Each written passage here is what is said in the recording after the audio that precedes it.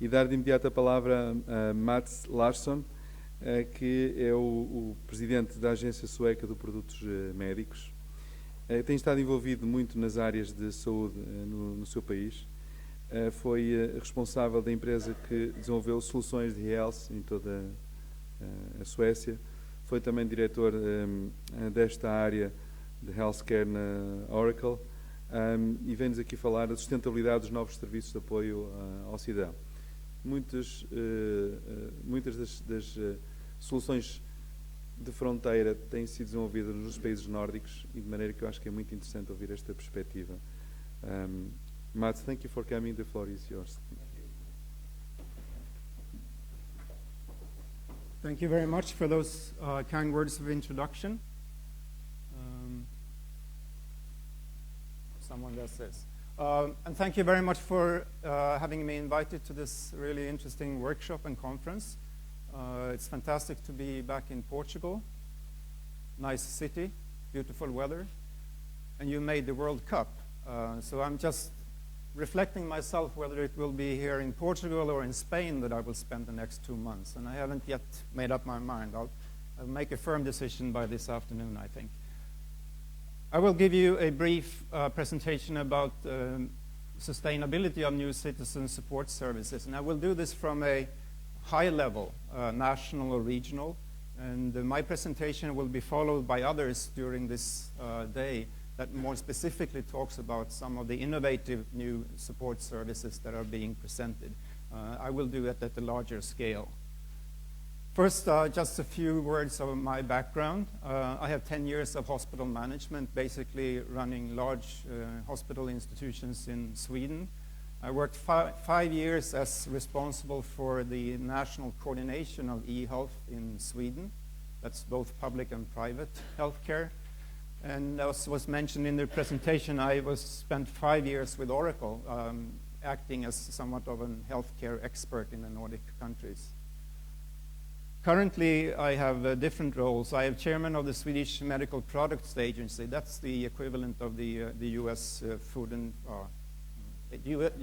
FDA, Food and Drug Administration, which is a network of European institutions that overlooks the medication sector. And more interesting, actually, with the connotation to our interest, it's also the medical product agencies that will certify IT solutions that are being used in healthcare, not only medical devices, but also applications. I run 2 small consultancy companies as well. This is what I intend to talk about. Just a very simplified snapshot of where I personally think we are today, and this would be looking at the world from a European perspective. I do work in the Nordic countries mainly, but have increasing business in Spain, South Africa. But my perspective is basically from the Northern European horizon. I will talk about some of the different levels and the different roles and responsibilities that can be assigned to the different players. And then I will give you 3 large examples of what I would call state-of-the-art, innovative, large-scale, functional citizen services. And then conclusions and recommendations. First, a couple of slides, just not to bring you down, but to bring this discussion into something that is a bit more realistic. From time to time, and I've been in this sector for 15 years, we tend to forget where we are and make some kind of creative comparison of where we actually could be and think that that's actually where we are. This slide just demonstrates, it's stolen from IBM, sorry guys, the current situation where we're using IT in healthcare, but we're applying it in a setting where we actually don't know too much about how to do it. So it's very much an artistic way of doing it rather than a scientific way of doing it. There's nothing wrong with this. We just have to recognize that that's where we are. And the fascinating thing is that all of us here will be doing this journey. And I think that's one of the more encouraging things. A lot of things will happen. This is another way. This is from the European Union. This is a biannual review that is being made to assess where the different member states are in the category of implementing e-health solutions or deploying IT support in e-health.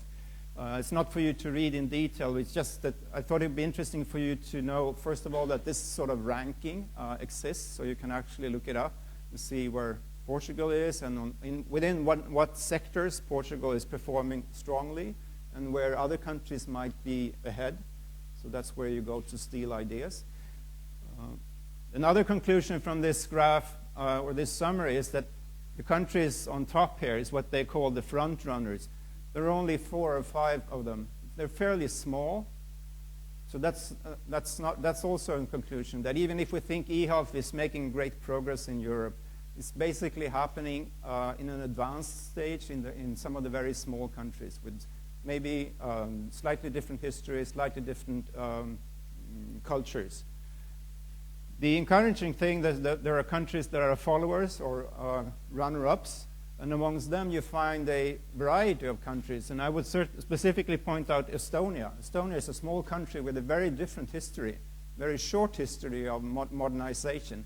They managed to, in, let's say, 10 years' time, actually go from a very poorly developed structure into something that puts them on top of many other European countries.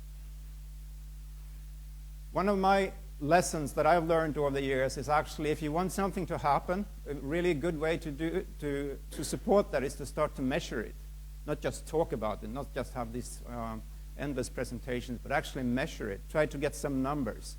And the Americans know this. I mean, so you overdo it. You kill people with numbers. But nevertheless, this is one way of actually introducing measurement and some tangible results when you talk about consumer experiences in healthcare. One of the previous speakers indicated or encouraged us to go and listen to other people's experiences from healthcare or from hospitals. And of course, that's a fantastic and efficient way of doing it. Another way of doing it, if you look at it from a macro perspective, is actually to measure consumer experiences, consumer facts in different countries. And this is a non-profit organization that is putting together a number of indicators that they go through with all the member states in Europe. And of course, they make these huge reports and rankings, and people can feel proud or embarrassed or whatever. But one thing that it does, it gives you something to refer to, and you can actually follow and see, are we making progress, and how are we doing in comparison to other countries. So those of you who are interested, I encourage you to actually download this report, which would give you some interesting information. So I'll spend a few minutes talking about what I've learned and analyzed can be the different responsibilities when you talk about the development of citizen services. Some of these responsibilities go for the national, or could it be also the regional level? Now, taking just a snapshot from the UK that was commented earlier. UK is a country, given the structure of their healthcare system, the national level is important. And they are the member state in Europe that's made the largest investment on the national level over the last 10 years. So looking at the national responsibilities, we have these things that I find important, such as infrastructure, standards, regulations, legislation, and also what was commented in one of the earlier presentations, the support for innovation and engaging both healthcare, industry, and academia. This is something where I experience the state or the national level has a very important responsibility. And I know that you're working on some of these issues very efficiently here in Portugal. One comment about standards. I mean, I don't know how many of you are actually engaged in the standards discussions. It's something that's been going on for 15 years, and I can assure you that it will be going on for the next 30 years. When we can have a debate as to whether any progress will be made during those 30 years. A lot of coffee will be drunk, and a lot of people will meet, a lot of traveling will be taking place. But what I'm trying to say is that it's my experience that the standardization area is extremely difficult, and I have the fullest respect for those who devote their energy and professional lives to those areas. It is demonstrating very, very slow progress within healthcare. Another way of working with standards is actually to do it in a more centralized way. And you can see some European countries actually sort of not stopping working with standards, but actually kickstarting a process where instead of having standardized interoperable solutions, they would go for centralized solutions that would actually mandate one way of doing a solution. So you can speak any country any language as long as it's Portuguese. That's fine with us. That kind of interoperability is something that we can notice is sort of becoming more and more frequent in different European countries. Another way of looking at the different players would be to analyze the role of the stakeholders. That would be any players such as the health professionals, the healthcare management, down to citizen, of course. And one important lesson learned is that the change management, when you introduce IT solutions in healthcare, these complex professional organizations that we have, unless there's someone taking responsibility over change management, nothing interesting is going to come out. Well, the interesting thing will be chaos and a lot of frustration. But if you want to achieve efficiency, if you want to achieve higher quality, for example, change management is essential. Training, that's obvious. Innovation, we've talked about. The last bullet I'd like to highlight specifically is the user perspective. And I think, once again, if we go back to the UK, we can talk about them since it's been debated and it's been evaluated in many times that the national plan for IT in the UK had some of its difficulties based on the poor user perspective, where the health professional organizations were not on board, were not engaged from the beginning, and thus created large debate and discussions when these solutions were being rolled out. So that's one lesson that I've learned over the last 20 years, to prioritize and highlight the user perspective much higher on the agenda when we introduce new solutions and we talk about new solutions. And it's the user perspective from the health professional, the doctors, the nurses, and of course it's the user perspective from the citizen, from the patient, or from the relative. The last perspective would be that of the citizen, and there will be other colleagues talking about specific projects later on today, so I won't rest much with this. However, it's my reflection that even if we've been talking about the citizens' engagement in e-health, the citizens' use of devices at home, for example, the citizens' role of collecting information, communicating it to the hospital or wherever, that's been a PowerPoint phenomena for the last 15 years. And to some extent, I would say it still is. If you really scratch the slides and say, you know, what number of devices do you really have out there and for how long have they been running, it's PowerPoint. That doesn't mean that it's wrong. It just means that we shouldn't fool ourselves into thinking there's a huge market there. There are lots of people ready to throw their money at you to get those things out of the boxes. Recent analysis that have been made by the European Commission show that this is not happening. All the stars are in the right places, and that's what we show on the PowerPoint slides, but for different reasons, the ball has not started rolling. Maybe it will after the presentations this afternoon, I don't know, but nevertheless, this is the current status. No market in Europe. There are some recent reports for those of you who really want to see the numbers. This also calls for standardization for those brave people that I talked about. There is one initiative that I know some of you probably are very much engaged in. It's called the Continua Alliance. And for those of you who are interested in this and haven't heard about them, you should look them up. It's a non-profit initiative basically from industry, inviting all the different players, making all their devices, sitting together and making sure that they actually work together. So it's like a connectathon for those of you who know that mechanism, where the providers, the innovators meet and make sure that it's not the patient who has to do the wiring and the plugging, but it's actually the manufacturers who can guarantee that this digital thermometer works together with that digital blood pressure device, whatever they should do, I don't know, but nevertheless. I mentioned that I wanted to give you 3 examples, and again, these are not the best examples maybe, but they're interesting examples, and I've found them to be quite thorough and important. I'll introduce you to a citizen portal in Denmark, a citizen service in close to here in Andalusia, and to e-prescribing. The citizen portal is called Sundhet.dk, which means health.dk. There's nothing spectacular about this portal, but that first statement. It's the one national portal for Danish healthcare. Now, Denmark is a tiny country, half the size, well, it's not even half the size, it's much smaller than Portugal, half the population of Portugal. But even if you have a small country, we all know how difficult it is to have a one solution for something. You always have some people who are slightly different, and then everything explodes. In Denmark, for different reasons, they have this one solution, which is the entry point for you as a citizen who is entitled to health care. And you can use it for booking of your doctor, your GP, and hospital visits. And you can use it for consultations. Probably not for clinical and sensitive information, but about prescriptions, for example, or whatever advice that might be at hand. It's the single source for comprehensive information about availability. I'm in Odense, the city of Odense. Where is the closest ENT specialist? I'm in wherever, in Copenhagen. Where do I find a physiotherapist?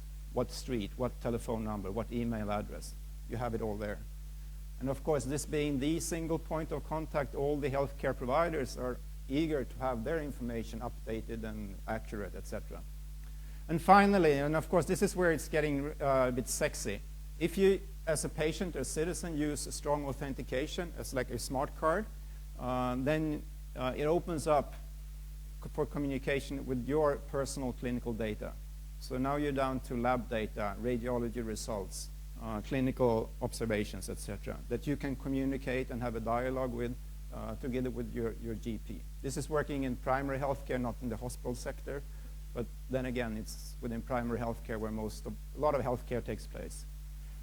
So I won't go through the site because it's basically in Danish and it's not very innovative in that way. But it's interesting and it's innovative in the way that it's actually taking the position of being the healthcare portal in one country. So I think that's a really impressive success. The second example from a citizen perspective is, as I mentioned, close by here. It's in the region of Andalusia, 9 million inhabitants, quite comprehensive IT approach, slightly different from many other regions in Spain. So what they did when they had a lot of criticism, a lot of dissatisfaction among the population some 7 years ago, they said, we'll establish a call center, which is not very innovative. I know you probably have call centers here in Portugal. You have them in many countries. But what they said, we'll have one call center, even if there are 9 million people, we can manage them. So and then they put it in Jaén, which is in the middle of a lot of olive groves or whatever. I mean, it's a specific place. And they said, this is where we will centralize all the contacts with the citizen. And then subsequently, they built an IT solution, actually an Oracle customer relation management application, which has nothing to do with healthcare, but has a lot to do with customers. And basically, they took the customer approach to this. This is a messy slide, it's theirs, but it's also demonstrated the fact that they've put loads of different services at this call center. And I think that's the innovative way of doing it. Not only do they have the conventional things, you call up and you say your child has a problem with their ear, what should you do, etc. Or you call up and say, where is the closest GP? What they've done, they've been able to do the centralized appointment. So you can call them on phone, via text, or over the internet. It's the same multi-channel communication. You can call there and say, I'm Mats Larsson, I have my GP in Cadiz. I want an appointment next Thursday. Can you book it? And they book it. And it's done in 15 seconds. They have measures on all these things. So this is where you actually make your bookings, and you can do them yourself. You can look into your doctor's diary, not the diary, his agenda. You look into the doctor's agenda, and you can see where there are empty slots, and you book your time. It's not rocket science, but there are not many places where you can actually do this. They use it as a communication method for specific diseases, AIDS, for example. They use it as health promotion. where they call up patients with allergies or asthma. They use it to support their electronic prescription service. They do something which is not spectacular, but quite interesting. Instead of actually, the conventional way of being a call center is that people call you. Okay. So they said, we can do it the other way around. We can call them. So what they did, they made it possible for healthcare providers, doctors and nurses, to sign up patients to be contacted by Salud Responde. So these would be, for example, patients who are in hospital but are discharged for the Saturday and Sunday to relate to their families or whatever. And those of us who have been in healthcare know that a lot of these patients, they go back on Saturday because they get scared or whatever, something happened. And of course, that's a disappointment. So what they did, they said, all the hospitals, 37 large hospitals in the whole region of Andalusia, you can sign up your patients who you're sending home for Saturday and Sunday. We'll call them. We'll call them every second hour. We'll call them once a day or whatever, and ask them, how are you doing, Mrs. whatever, Gonzalez? How are you feeling? Because the people at the Salud Responde, they would get the basic information about the patient. What are their concerns? What are their diseases? So they could act as if they knew them. And they found that the rate of unexpected readmissions went from, I don't remember the numbers, fairly high to nothing, just by making these phone calls. And I think that kind of innovative way of doing it is something that they've demonstrated in a very practical way. They have another service where they actually, as a doctor, you can, if you have a patient over 80 with 3 chronic diseases and who is still alive, you can sign up that patient. And when there's a heat wave coming, and this is something very exotic for us from the north, we don't think about these things. And when there's a heat wave coming, and they have this from the meteorologists, they call the patient 2 days ahead of time and say, there's a heat wave coming, Mrs. Pedres. Maybe you should make sure you have water at home or someone visiting you, etc. So it's a call center that not only takes calls, but also makes calls. That's interesting. The last item is about e-prescribing, and I know you're working on this here in Portugal. I'll share with you some slides from a large European project which is called EPSOS, European Patient Smart Open Services. It's the largest e-health project ever that's been going on in Europe. It involves 12 countries. It's actually right now being expanded, and we're very lucky because we know that Portugal will be one of the countries joining EPSOS. So it will go from 12 countries to 23 countries next year. And it focuses actually on 2 things, e-prescribing and the communication of something called a patient summary. And this is the situation in Europe 2008 when it comes to e-prescribing. The red countries, that's Sweden and Denmark, are the ones who actually deploy e-prescribing at that stage. And these were the countries discussing it and planning. And this is the same map, and these are predictions, of course, for 2011. You see this fire is spreading to other countries. So e-prescribing is probably the one e-health service that is being spread most rapidly, at least across Europe. And I think that goes for the US, Canada, and other parts of the world as well. So if you want to be in an interesting segment, if you're in industry or whatever, read my slides. E-prescribing, and I've been working with this for the last 10 years myself in Sweden. If you look at it from a very simplified way, how hard can it be? I mean, you take a prescription, and you send it to a pharmacy, someone collects it, etc. Think again. This is one of the more complex areas that you can really dig into. Not only it has to do with the decision support of making sure that the patient gets the right drug, the recommended drug, the right brand name, blah, blah, blah, but also all that information that has to be shared with others, the overview of what kind of medication the patient already has, etc., etc. It involves some 20% of healthcare spend in every country, so this is a mega problem. We had a recent study in Sweden when we looked into the medication errors, which would be anything from the patient getting the wrong drug or the patient getting a drug prescribed when the doctor at the moment of prescription did not know that the patient were actually on other drugs, so there's an interaction and patient turns sick. The cost of medical errors regardless of their cause, in Swedish healthcare is estimated at the same sum of money as the medication bill. So we spend 20% of our healthcare resources to pay for the drugs. And then we've spent 20% of our healthcare resources to fix people because they've taken drugs that they were not supposed to take. Let's say that's an exaggeration, bring it down to half of that. It's still something that really throws your mind off. So it is a complex area, and it's really worthwhile looking into. This is the experience we had in Sweden. The take-up was quite slow. I started working with this here. It's not because of me, but it's because of a lot of other things, of course. But I had the fortune of being part of a success case, a success story in e-health. I don't know how many people have been through success stories in e-health. No, I'm sorry. And one of the reasons has to do with what I talked about earlier about the usability. If you talk to the users, you talk to the doctors, or you talk to the patients, they said, yes, this is what we want. We think this really is worthwhile. Even if the system, and that goes for Sweden and Denmark, who have been around for 10 years with this, these systems are not perfect. They're actually being renovated and being innovated right as we speak. Still, we get this kind of compliance. Basically, 100% of the patients, 100% of the doctors and nurses say, yes, this is what we want. You take this away and you're in trouble. So this, I would argue, is the third example of a quite innovative, very functional, and very important citizen service. So my conclusions, last slide. Again, I showed you those slides from the beginning that we're at an early stage, so we shouldn't be frustrated when it comes to these national services.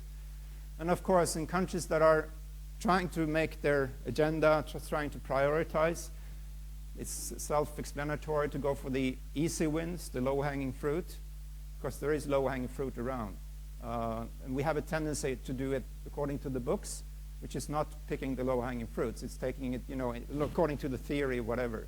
But according to the theory, a lot of things actually fail as well. So you might as well take what's most likely to be success cases. Again, the stakeholders, and there are a lot of people from the industry here, and those of you who are healthcare providers, I would encourage you to engage with industry, not only because I've been with the industry, because they sit on a lot of resources, they sit on a lot of experience, and they really want to be sort of led into the discussions. And I think you would benefit a lot from that. You notice that I'm hooked about user experience, usability. I think that's one of the key lessons that I've learned over the last 15 years, and I've made many mistakes around this. So that's an area where I'm working more intensely now, actually trying to develop methods to measure usability.